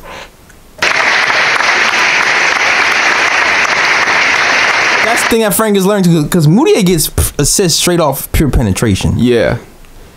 It's me, Mario. It's me, Mario. He had 14.7 rebounds. Oh yeah. The return. Yes, and Trey Burke had 10 points in 14 minutes. Trey Burke, man, in and out the lineup, in and out, man. Yeah, I know, Rough man. season for him. Word. And I'm going to just go to the Knicks Warriors game because we're not going to really talk about those L's on the West Coast. I am. The Knicks lost to the Warriors 122-95. Yeah, okay, Warriors. Klay Thompson, 43 points on 4 dribbles. Oh, God. Kevin Durant, 24 points, 6 rebounds, 6 assists. Steph Curry had 14 points, 14 assists, 7 rebounds. The one game where Steph Curry played not so great, we still get smacked by the damn Warriors. Damn. Word. Okay, I'm going to go to Knicks stats. Again, the scoring was spread around. It's me, Mario, again. It's me, Mario. 19.6 rebounds. He played really good in garbage time. Yeah. But I'm not even going to applaud it. Whatever. Enes Kanter, 12.16 rebounds. Okay. Trey Burke, 10 points off the bench. Alonzo Trier, 11 points off the bench. Okay, all right. Yeah, Tim Hardaway Jr., 13 points. Right. Only took 7 shots. Come on, Timmy, that's unlike you. Kevin Knox had 12 points. You know what? I will say this about the Portland game, too. I feel like that Portland game, I remember Enes Kanter actually playing pretty good defense, which was weird. Yeah. I was like, he's shuffling his feet. Is that the game he had 3 blocks, too? It might have had 3 blocks that game. I'm gonna have to go back to that. Let me see. I think he had 3 blocks, so that one was interesting. What was also interesting, too, is it seems like the Knicks changed their pick and roll defense scheme, and they're completely just... Oh, go ahead. Nah, actually, he had no blocks that game. Okay. The only blocks came from Kornet, who had 2. Okay, I'm sorry. Yeah. I think that was a game where it seems like the Knicks have just completely given up on Moutier trying to stop anybody. Yeah.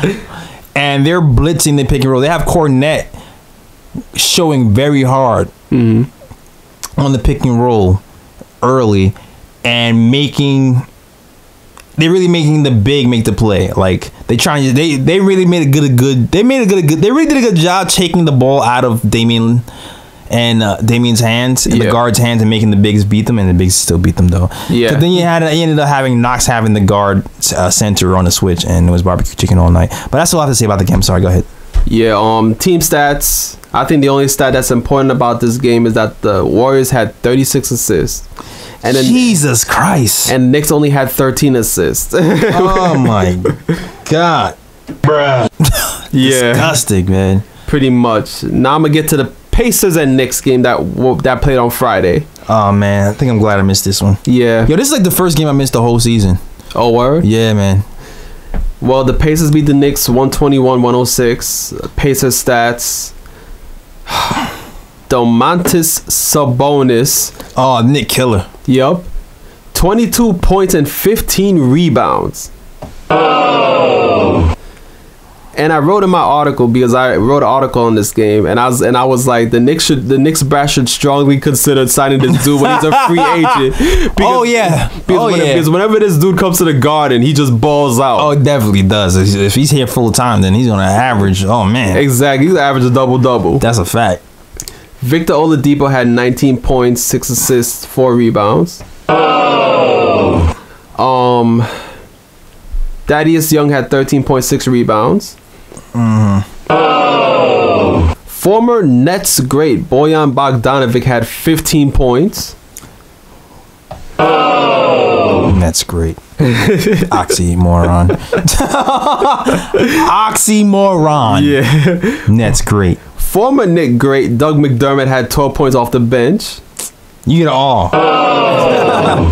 And Tyreek Evans had 12.6 rebounds off the bench. Boo. Now the Knicks. Emmanuel Mudiay had 21 points. Dotson had 15 points, 6 rebounds, 4 assists off the bench. Kevin Knox had 14 points. Trey Burke had 12 points off the bench. Mary Hezonja had 10.6 rebounds off the bench. Okay. Tim Hardaway Jr. had 12 points, 6 rebounds. Noah Vonleh had 12 points. And that was the game Timmy messed up his hamstring, right? Yeah. Team stats right quick. Let's see. What is the stat that stands out the most? Matter of fact, Pacers just outscored the Knicks and paid 58-48. No other stat really stands out the most. Pacers had 30 assists, Knicks had 22. The one thing I did want to say about this game was that the game, at least in the first half, was played close. What made the difference was the run that the Pacers had to end the first half. Because when the Pacers went on that 12-0 run to end the half, the Knicks could not recover. It was just straight Pacers from then on. It was like the Pacers were like, you know what? Because I think the game was tied at 52, I think. Okay. Like, I think, if I remember correctly, I think Knox hit either a 3 or a 2. I can't remember if it was a 3 or a 2. But he tied the game at 52. The Pacers have a knack for turning on their defense. Yep. Especially with the Knicks. And the Knicks are just all out of sorts. They're really like blitz that pick and roll. That happened the last game. They will blitz that pick and roll to the point where Moody is sitting there dazed and confused, doesn't know what to do. And it's usually... I feel like usually when they turn it on, turnovers start to mount. Was there a bunch of turnovers? Not even a bunch of turnovers. No? The Pacers just played hard defense. They turned up the defense. Knicks just took shots. It was one and done each time. Okay. Knicks took a shot, brick, rebound, score. Do you feel like it was a good shots and we just choked? Because that happens too with the Knicks. They get and they play tight and then they start missing even open shots. Just like that thing says, we're missing open twos. Yeah, they be missing wide open twos. I think for the most part, it was just that the Pacers defense was just overwhelming for that 2-minute span, and the Knicks just couldn't buy a shot. And then every shot they put up, the Pacers got the rebound, score. Got it. It was just like clockwork. Knicks miss, Pacers rebound, score. One and done, no offensive rebounds. Exactly. And then on top of that, it was like, then to end the quarter, when I think Bojan Bogdanovic dunked the ball to give the Pacers a 12-point lead, the Knicks try to respond like Moutier try to pull up for a 3. He gets blocked by Collison to end the quarter. So I mean, insult to injury. Exactly. Damn. That from that time on, it was just all Pacers again. Rejected. Yeah. I mean, I guess we can talk about the good loss today. Yeah. The best loss of the week. Damn it. I'm really excited about that loss. Yeah. Okay, so earlier today, the Knicks lost to the Sixers 108-105. Word. Okay, the Sixers stats. Joel Embiid led all scorers, 26. Well, he led the Sixers, I should say, in scoring 26 exactly, points. Not the Sixers. Get it right. 26 points, 8 rebounds. Oh. The killer today was Ben Simmons. Yeah, man. Moutier, what are you... Sorry. Ben Simmons had 20 points, 22 rebounds, career high, and 9 assists. Bruh. God damn. His halftime stats was crazy. I was like, what is Moody doing out there? Word. and that is crazy because I really want Frank to play against guys like that who are tall, because he seems like he knows how to give those guys problems. He gave him problems last season. He actually played Ben Simmons a bit this game though on defense. It didn't go out well, but I feel like that was more of a team defense thing because every time they try to run pick and roll, the guy who's supposed to help was kind of confused and they both went the opposite way. That happened like 2 or 3 times. Yeah, and also too, it was like Frank was playing help defense on Ben Simmons, and then it's like every time he did that, Ben Simmons would just cut to the rim and like finish at the rim. Yeah. So it's like the defensive rotations were all messed up. The help defense was all messed up. Yeah. Yeah, JJ Redick had 22 points. And Jimmy Butler had 16 points, 8 rebounds. Not that crazy. Nah. Not the Knicks. It's a hard knock life. Kevin Knox, 31 points, career high. Boy, that boy good. That boy good. Yeah, he had 7 rebounds too. Emmanuel Mudiay 19 points. Okay, all right. His defense is atrocious, dog. Yeah, he needs to definitely improve on the defense. A lot. Yeah. Coaching staff help this man. Yeah, he definitely needs to improve in the defensive department. Luke Kornet 23 points, 5 rebounds, 5 assists off the bench. Luke gained respect from me today, dog. Yeah. The way he battled Embiid, respect. Yes, sir. Respect. And also want to shout out Frank Ntilikina. He had 8 points, 6 assists.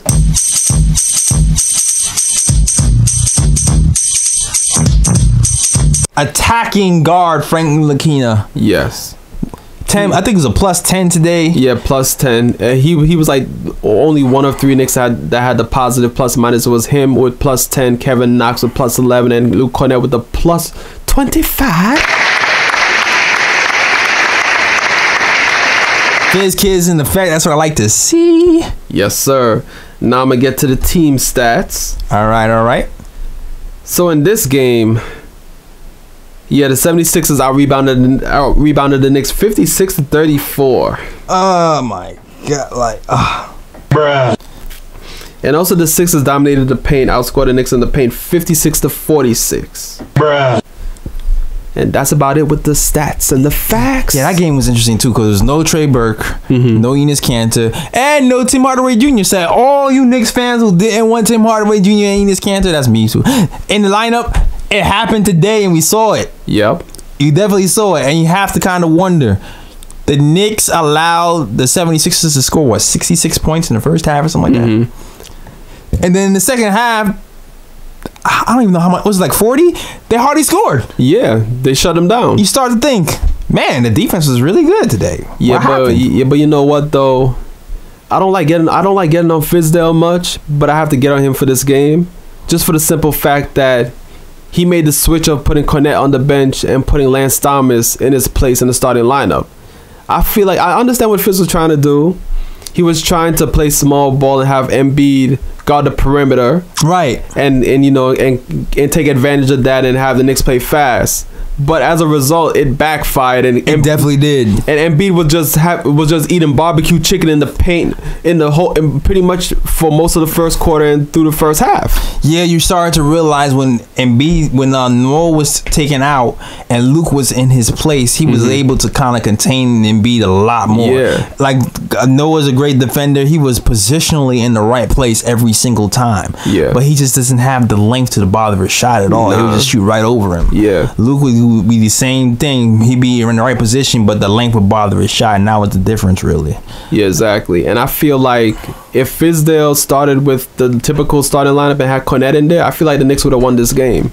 It's a possibility. Yeah. It's a possibility. Also, Kornet missed a lot of open threes in like that last waning moment. I mean, he hit. I'm not complaining because he's a plus 25. Yeah, exactly. But there was threes he was wide open for that he usually hits, and it was right on line. And it was like, damn, that could have been the game. He was only down 3. Word. Or he was only down 4, and then that was. But there was a lot of plays like that. Towards the end, but a lot to talk about this game, dog. Also, Kevin Knox, dog, man,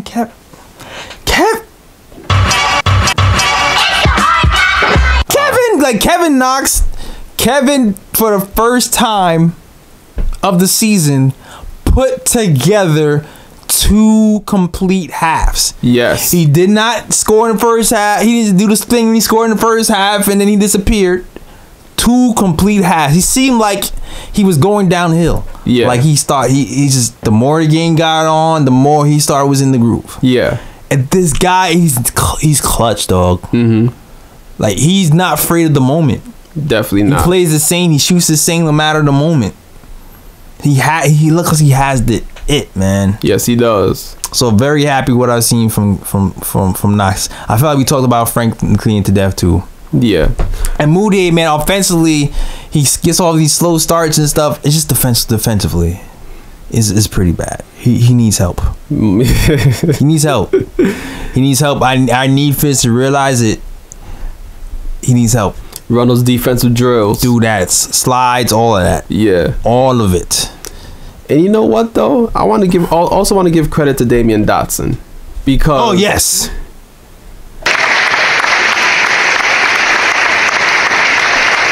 Because Damian Dotson almost helped the Knicks pull off the improbable at the end of the game. Yeah, we gotta talk about that play, man.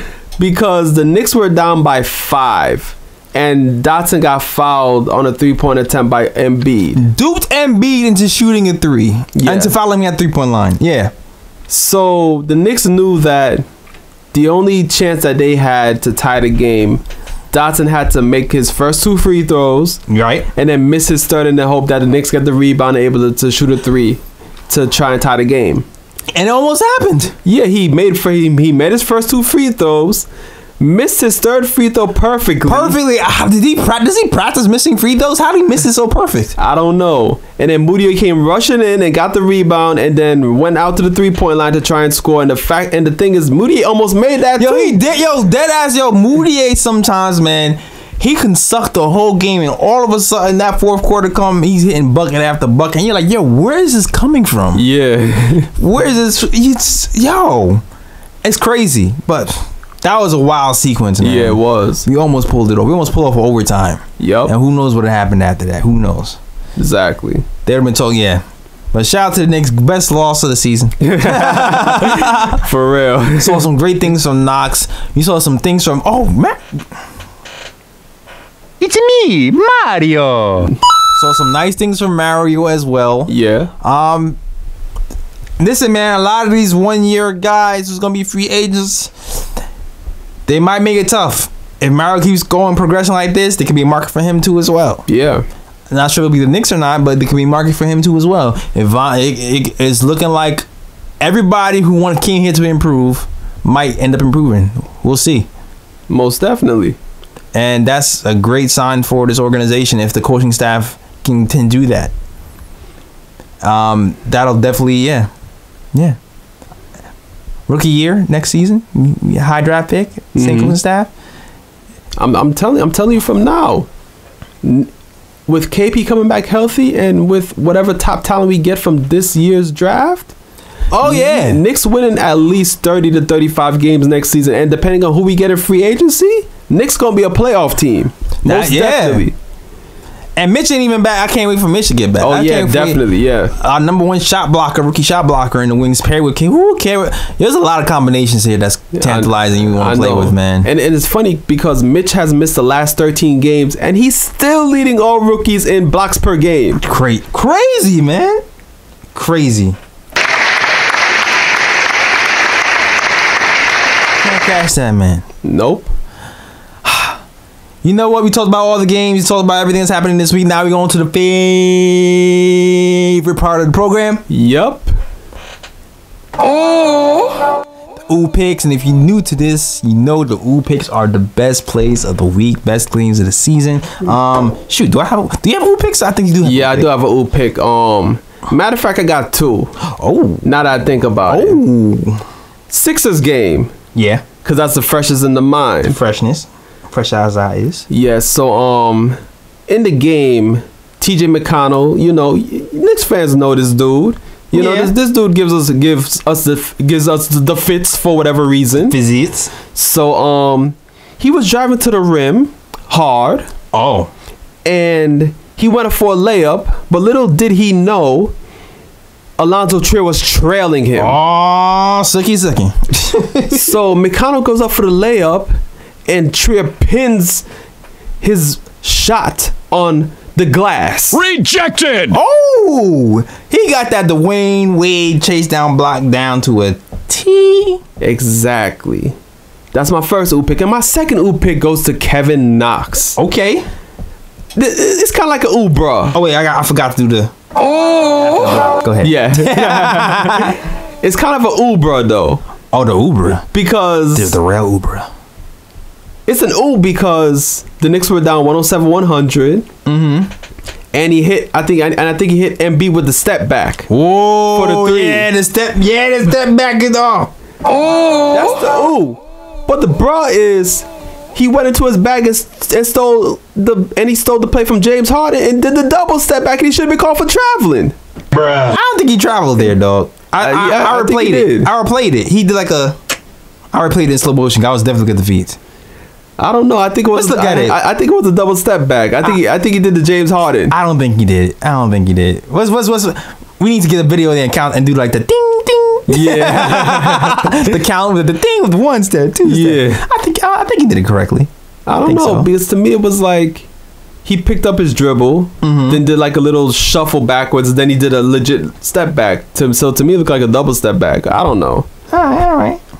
Yeah, but I think he pulled the James Harden right there, and it worked in his favor because he hit the 3 and brought the Knicks within 4 late in the game. So all right, cool. Well, those are your Ohh Picks, and now it's time for me.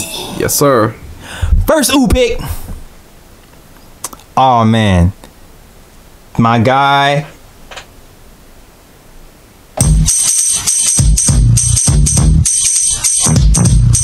This is the story. Yo, he flipped some guy's life upside down today again.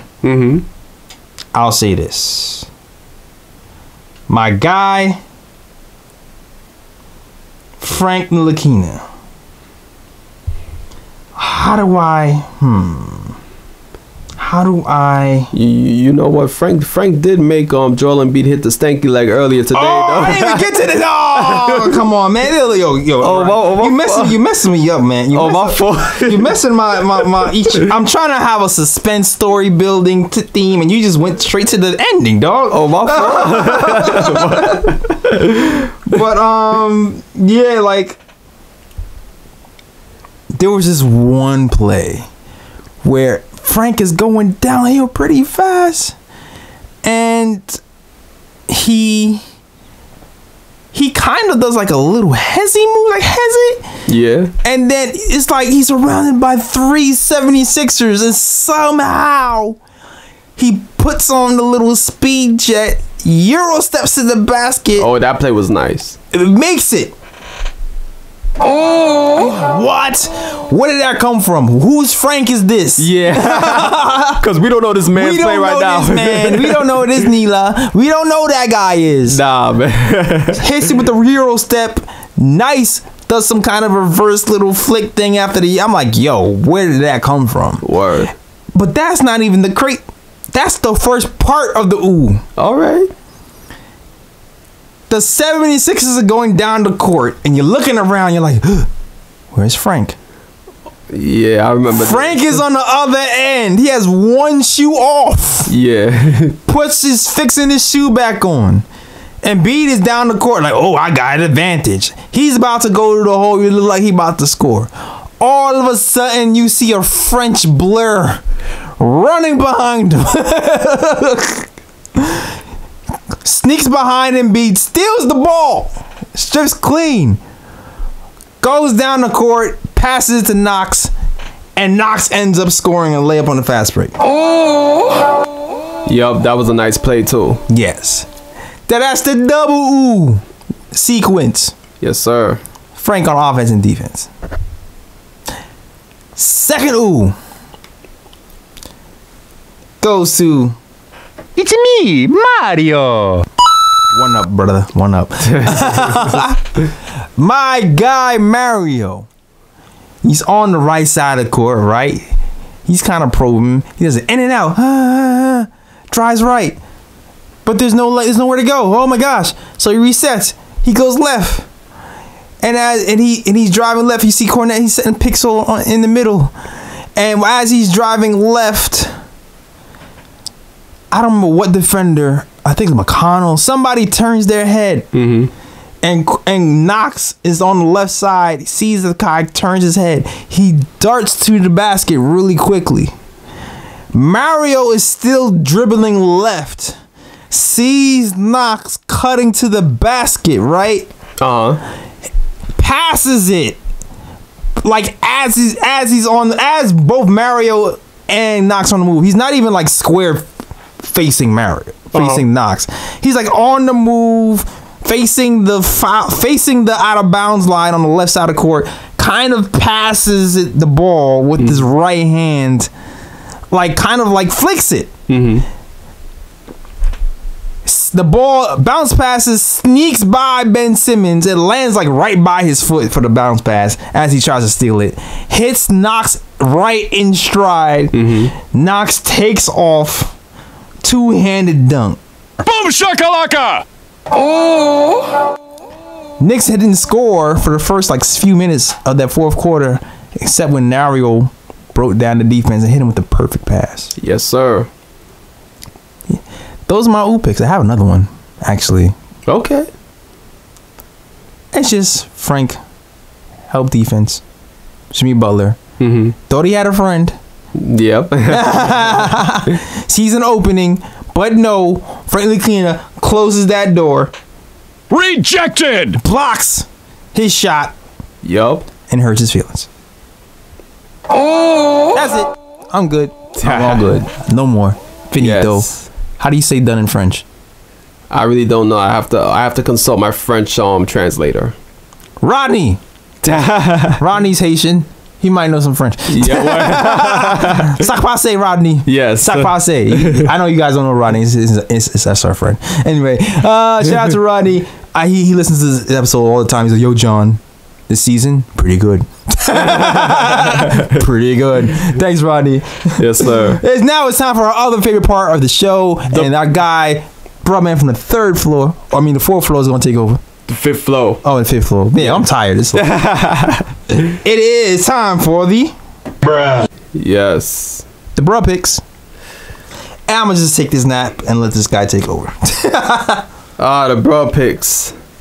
First Bruhh Pick. Mm-hmm. Bucks versus the Rockets.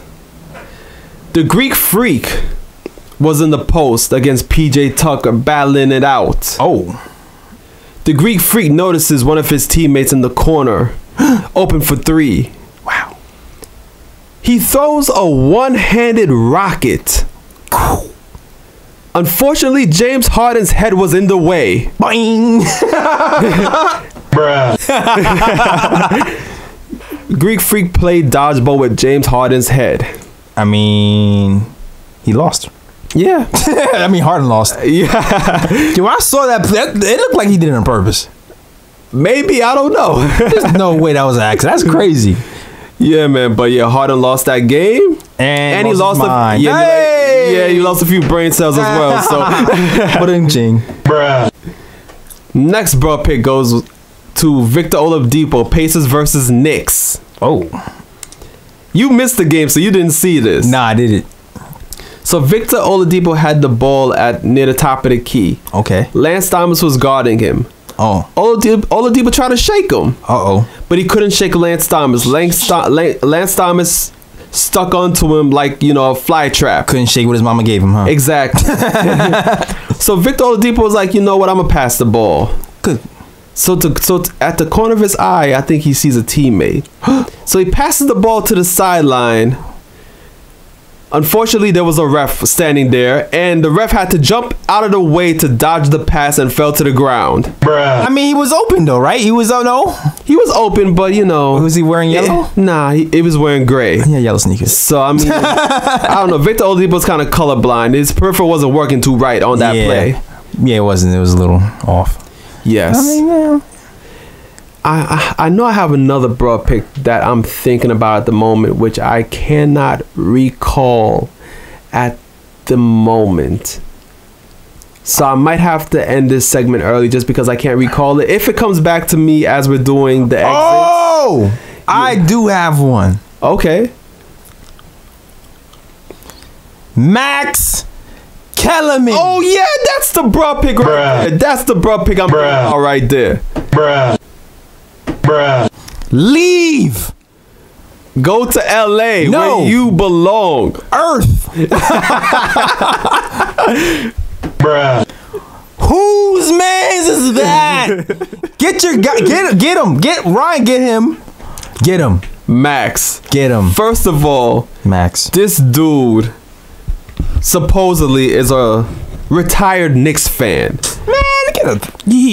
Because he says that the Knicks have offered him nothing but disappointment throughout the years. That's funny. Your career has offered me nothing but disappointment. Oh, damn. Bruh. And this man supposedly jumped on the Lakers bandwagon. The question was asked on First Take. If you were the Knicks, what would you do with KP in free agency? I would sign him. Is that what he said? No, this man had the nerve. The gall. The unmitigated gall. The blasphemy. Another word for gall. Exactly.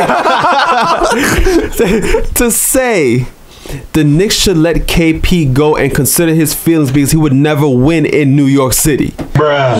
Bruh. Bruh. He really went on television and said we should let KP walk. Did this man forget that First Take takes place in New York City?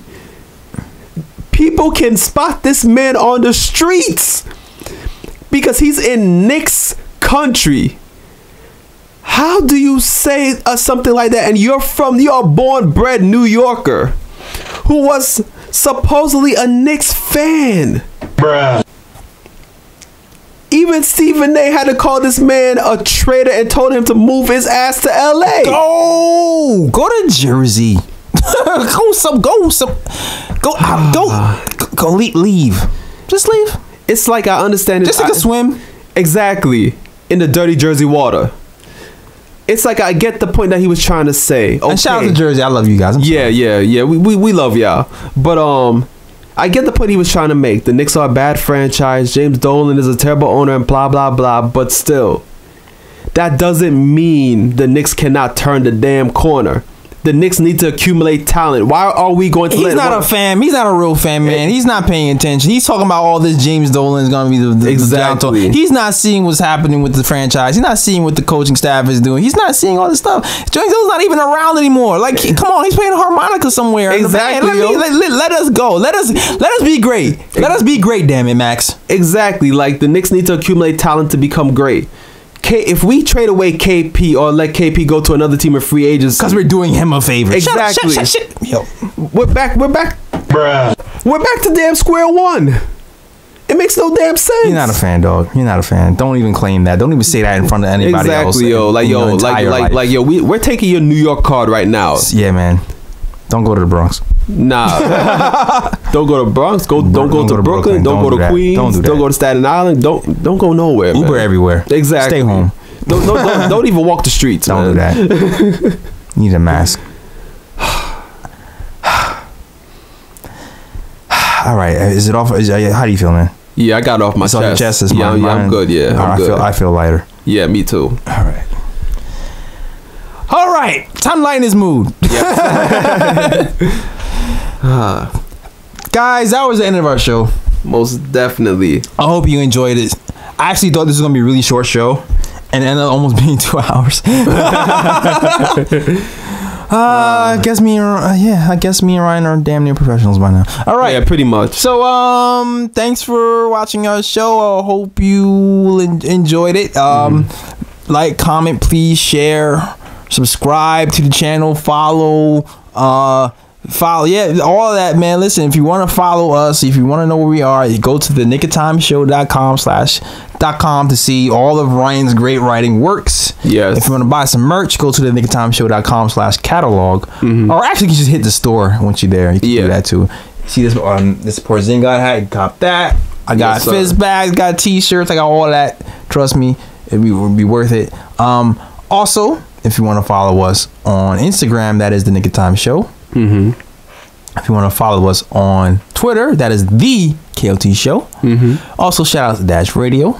Yes, sir. And I feel like I'm forgetting something.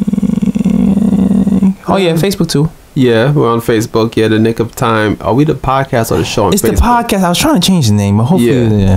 But yeah. So definitely follow us on all platforms to enjoy all there is to know about the Nick of Time Show and keep up with the Knicks news. Exactly, and I just want to shout out the Europe right quick. United Kingdom, Germany. wherever you're listening to us from. Yeah. You know, we're very thankful that you've tuned into our show, and we hope that y'all continue to listen. We shouting y'all out because we appreciate it. That's a fact. I think I seen also Spain. I think I'm out of New Jersey, North Carolina, Texas. There's a few other places I seen. Yeah. Shout out to all you guys who listen to us, man. Yeah, most definitely. And you know what? Especially New York, because you know you definitely hold us down heavy. Yeah, of course. Brooklyn messes with us heavy. I don't know if that's by accident or not, or maybe because everybody knows in Brooklyn. That's yeah, our base. exactly. Okay, that could be it too. Yeah, we're both Brooklynites, so Yeah, I mean, yeah, that makes sense. It makes sense. It makes sense. True that. But shout out to everybody who listens to us on the weekly. And you know what? You can find me on Instagram too at JEllisDrawsThings. I draw things. I haven't drawn that much lately, but hopefully I'll get back to that soon. I'm on a new year, new me. I'm getting back. I'm trying to get back in my gym's flow because since I haven't played ball last year, which is weird for me.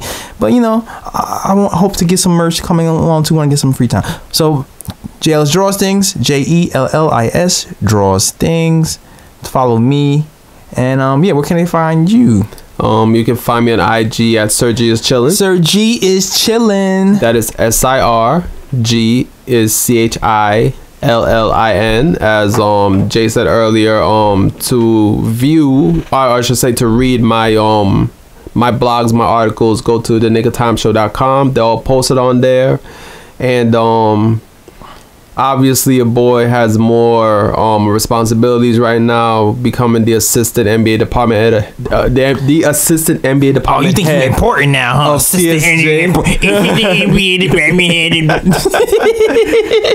You know, I kind of stuttered right there, but the assistant NBA department head of TSJ 101 Sports. All right. So you know your brother's moving on up, and yes sir, and you know, if you have any opinions you want to debate me on that we've talked about on the show, just at me on IG, and I'll be glad to have that debate with you. Yo, at me, son. At me. At me. What up? Word. I eat those. Anyway, that is our show. Hope you enjoyed. See you next week. Hopefully we'll have a full band next week. Things happen. Yeah. Unfortunately. But pretty much. It's poor. That is our show. Shout out to everybody. Edson. Kathy. Ryan. Yeah. Jay. Shout out to me. Thanks. Thank you. That is it. We out of this. Peace. Yes. Peace and love out to where you're from, but all about the world they ever come. Say again, bright lights, big city. Bright lights, big city. Gonna do what I'm supposed to do. Represent for my New York City crew. Say again, bright lights, big city. Bright lights, big city. York, New York, big city of dreams. I'm coming straight out. New York, big city of dreams. In